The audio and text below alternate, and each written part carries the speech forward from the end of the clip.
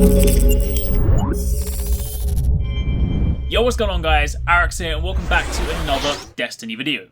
This is Outbreak Prime. It is the new exotic pulse rifle that you get from a rather lengthy and somewhat complicated quest that begins in the raid. It's tied to the whole ARG mystery, the monitor mystery. The fourth and final monitor was found. It was located inside the pyramid, and thanks to all the data we collected from the ARG the other day, also some of the awesome guys over on Reddit and the raid secrets, then it turned into a map, which in turn allows us to open the pyramid, reveal the last monitor, and of course by doing that we can get to the chest at the end of the boss fight, which leads to this quest. So in this video I'm going to explain absolutely everything you need to do, so if you have any questions or you're confused even remotely, then watch this video and it should all make sense. So if you do enjoy this, then a like would be super appreciated. Comment down below if you have any questions, but let's get started. So the very first thing you need to do, if you want to kick off the quest for this, is to activate all the monitors in the raid. The very first monitor is located in the Vosik boss fight room, so when you fight him for the second time and you kill him, in the front left safe room, if you look up, you will see a ventilation shaft. If you do this before the boss fight, there is a fan there.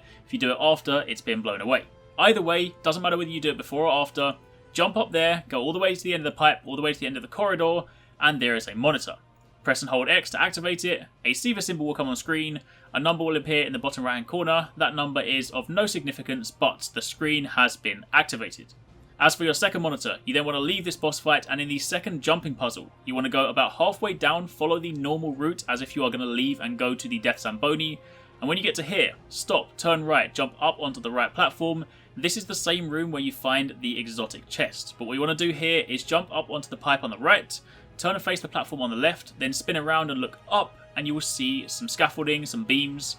If you do some careful jumping, you can jump up onto the beams on the far side, then jump up onto a platform, go down a little bit, look up, there are some more pipes, jump on the pipes, follow the corridor down, and in there you'll find your second monitor. Again, activate this and move on.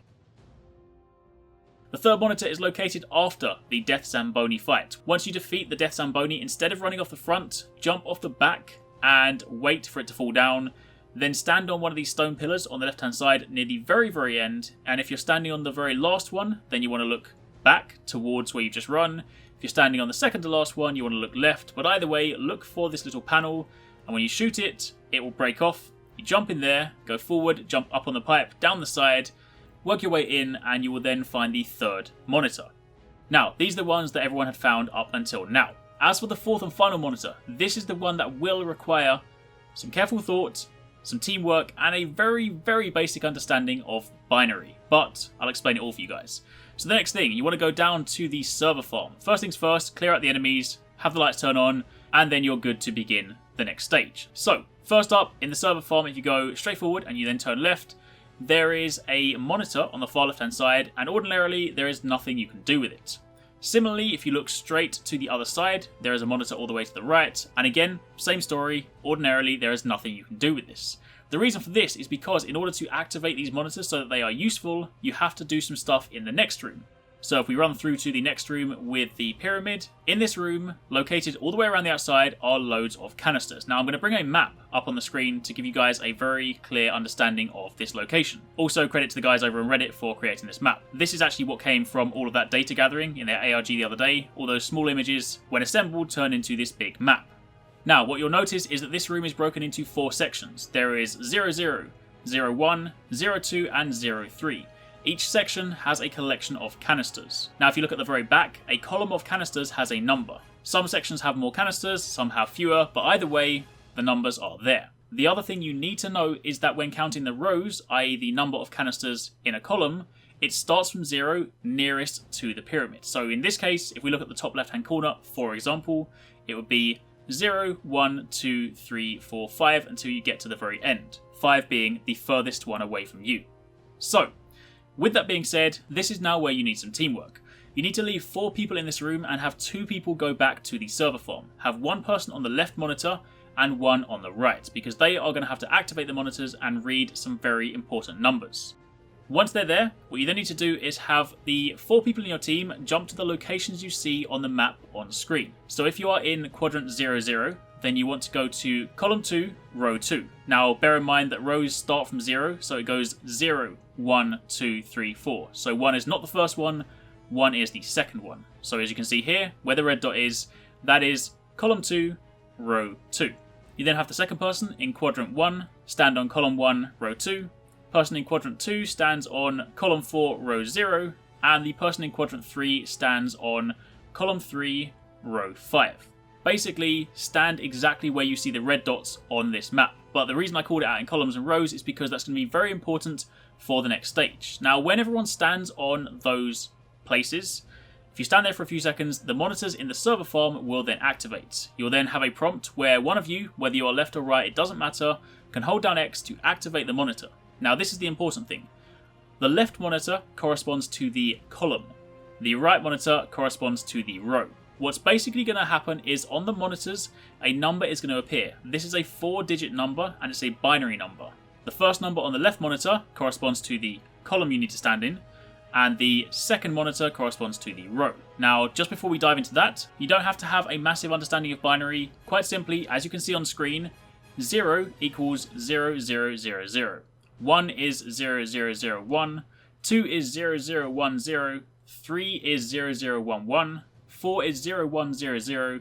5 is 0, 1, 0, 1. And 6 is 0, 1, 1, 0. Although, truth be told, you won't actually need 6. Either way, if you don't know binary, just have this on screen and it will make complete sense. So, with that all in mind, now that the monitors are active, have all the people in the pyramid room jump back off the canisters, stand on the bridge, and then wait. What's now going to happen is a sequence of numbers will appear on the TV, and you're then going to have to tell people in the pyramid room where to stand. Note that the first two numbers correspond to the first quadrant, i.e. 0, 0.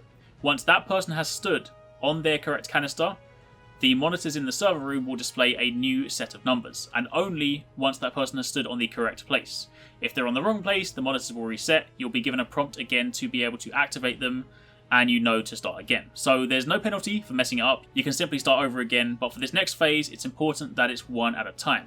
So, firstly, the monitor displays two numbers. Have the person on the left hand side convert it from binary and read out a number, so for example, number 1. Person on the right monitor then follows up with their number, let's just say number 2. You then call this out to your team, and then the very first person, the person that is in quadrant 0, 0, jumps on the respective location. So in that case, it would be column 1, row 2. Jump on there, stand on there, and you will hear a very clear sound to indicate you are on the right place, like this. Once that happens and you are on the correct place, back in the server room, the screens will refresh and they'll display a new number. It's now time for the person in quadrant 0, 1 to jump on somewhere. So again, you convert from binary and you read out the column and you then read out the row. Once you've done that, the first person stays where they are, the second person then jumps on their canister. Again, wait for a few seconds, between 5 to 10, wait for the sound, and once you know that you're in the right place, again, the monitors will refresh. You repeat this once again for the person in quadrant 0, 2. Read out the column, read out the row, have them stand in the right place, wait for the sound, and then finally, if you've done it correctly, you will then have the screens refresh for a fourth and final time. You read out the last location, and then once all 4 people are standing in the correct place, the pyramid will then open. Turn around, you see it, it looks super awesome, and this is the next stage. So, while I appreciate there's a lot to take in, the most important things you need to understand for that phase is the notion of columns and rows. So again, columns are basically vertical, rows are horizontal. Know that, correspond with the numbers, look at the map here, and it's actually very easy. The sequence is not the same for every person, so you have to rely on the people in the server room to tell you where to stand. Either way, with that done, run into the center, there'll be a chest in there. If this is the first time you're opening it this week, it's a guaranteed exotic engram, or at least it seemed to be for everyone that opened it in my team. You'll also get this emblem, and behind you is the next monitor. So yes, activate that one, and that was the missing monitor. So for the final bit, very simple, run to the final boss room, kill the final boss, and once you've done that, you turn around, jump over to the secret platform on the right hand side, drop in there, deactivate the final monitor, and then walk down the corridor. Once you've walked down the corridor, you open the chest, and you'll then get the quest Channeling the Corruption. Plus, you'll also get a SIVA engine as a legendary item. This is a quest item, and it'll appear in the bottom section of your inventory. So you then take that to the Iron Temple, visit Shiro 4, show him that, and this begins the quest chain for the exotic pulse rifle. The first thing you need to do when you have this is to go and run through a Nightfall strike, run through some public events in the Plaguelands, so they can either be just the general ones that spawn in the open world, or Archon's Forge, because that's considered a public event. You need to do some Crucible matches or heroic strikes, and you also have to get kills with a pulse rifle. However, one of the most important things you guys have to know is that in order for this to work, you have to have a perfect fire team of Hunter, Titan, and Warlock. You cannot have 3 Hunters, you can't have 3 Titans, you can't have 3 Warlocks. You must have a Hunter, a Warlock, and a Titan in your party, and they must all be carrying the item you got from the raid. So if you have a mismatched fire team, you're going to need to try and find someone that has this item that's doing the same thing as you. Either way, complete all of the following steps with a perfect fire team. Do not, in any circumstance, try and rebalance your teams to have 2 of one class, 1 of the other, because when it comes to reprogramming the nodes, you're going to get yourself stuck. So, assemble your fire team and go and complete the stage, Be the Battery. Once you wrap that up, you're then going to get the quest step, That Light May Blind, and this requires that you synchronize the SIVA engine's energy flow. So, if you then return to the Iron Temple and you go into your inventory, inspect the quest item, this SIVA engine, and you'll then be presented with this grid. If you press the first button, a load of different numbers will appear, and this is where it's important that you have 1 of each class in your fire team, because each of the respective classes will have their own input, and when you all input this together, then you can collectively complete the step. Now, I'm not going to explain the ins and outs of this, all I'm going to say is this. If you are a Hunter, then your sequence is 2, 3, 2, 2, 3. That starts from the top, i.e. the top is 1, the bottom is 3. So for a Hunter, it's 2, 3, 2, 2, 3. If you're a Warlock, it's 3, 1, 3, 1, 3, and if you are a Titan, it's 3, 2, 3, 2, 3. Have everyone input their sequences together, and you then press the final button, and it will then display 2 additional buttons. These are for your respective teammates. So in my case, I have in brackets H for Hunter, above is T for Titan, below is W for Warlock. So tick both those nodes, provided your teammates have also filled in their thing correctly, and you will then complete that quest step and move on to the next stage. Again, you then go and speak to Shiro 4, and he'll then give you the quest, Parts of a Whole. For this part, you then need to go and actively explore the Plaguelands, and this is basically just completing activities in the Plaguelands, but the easiest way to do this is to pursue the second 2 parts of the quest, and in doing so, you'll actually complete the first part. So, go into Archon's Forge and complete 3 different public events, and also destroy S-ATAIII Perfected. This can simply be by selecting on the map the 320 light version, so it doesn't have to be a heroic or a nightfall version, just the regular S-ATAIII Perfected. Go through, complete that, and by the time you've done the bottom 2, the top will be completed. With that out of the way, you're again going to return to the Iron Temple, and you're again going to go into your inventory, inspect the new item, and for the next step, which is Equalization Equation, you are then going to have to input another sequence. Once again, I'm not going to explain the ins and outs, I'm just going to explain what you need to do. So just like last time, the top is 1, the bottom is 4, and if you're a Hunter, you will either put in 2, 4, 4, 1, 4, or 4, 1, 2, 3, 3. For a Warlock, it is 1, 3, 3, 3, 4, or 2, 3, 4, 4, 4.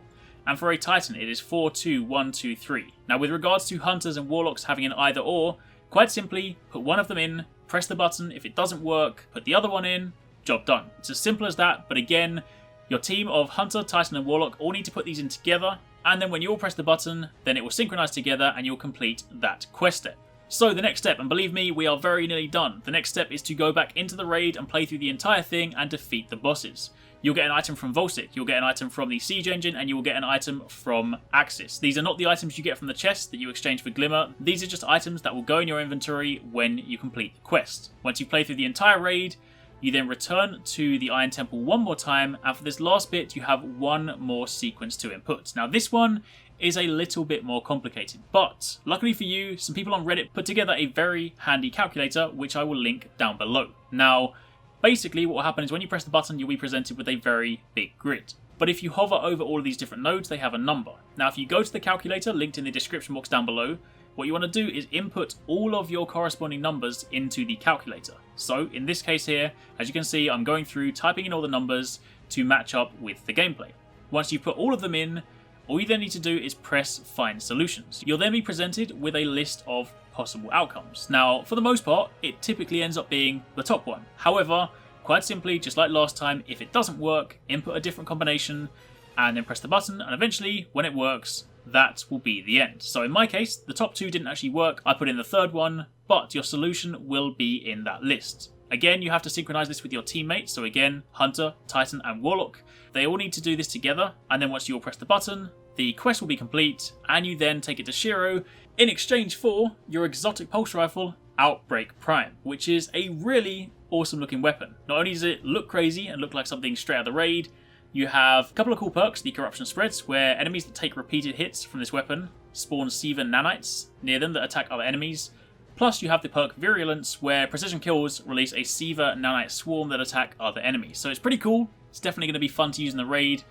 But we'll take a more in-depth look at that, most likely in another video. For the time being, this is already long enough, but those are all the steps you need in order to complete this quest. So I appreciate it's pretty long. To be honest, I actually really enjoyed it. It's kind of what we hoped that Sleeper Simulant would have been back in Taken King, but in actual fact it just ended up being a time-gated quest where Bungie flicked a switch. But now we actually have something that requires some serious thinking and some serious work. But either way, that's what you need to know. If you have any questions, by all means let me know down below. Again, if you found this helpful, a like would be super appreciated. And thanks for watching, take it easy, catch you next time, peace out.